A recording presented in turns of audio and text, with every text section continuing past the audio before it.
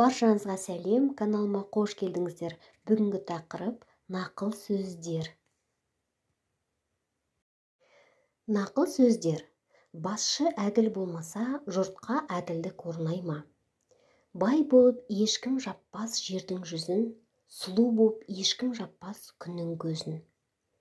Шешендік адамның көркі. Авторы Гораций. Шешендік ақыл мен билеу өнері. Көп ойлап жақсы сөйле нұсқа болсын, қайтарар жауабыңда қысқа болсын. Көп сөйлемей аз бен келтір иенін, бір сөзбен шеш төмен сөздің түйінін. Жүсіп Баласағұни. Ары қарай. Сөз анасы құлақ, су анасы бұлақ, жол анасы тұяқ. Сырым Шешен.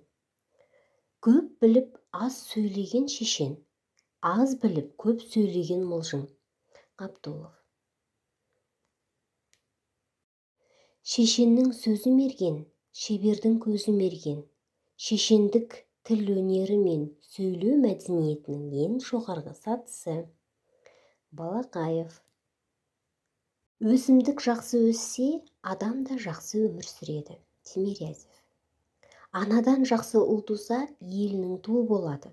Анадан жаман ұл туса, көшінің соңы болады. Қазыбек би. Мен боламын дегендер, аяқты алшаң басқандар. Абай. Тақырып пайдалы болды деп ойлаймын. Назарларыңызға рахмет.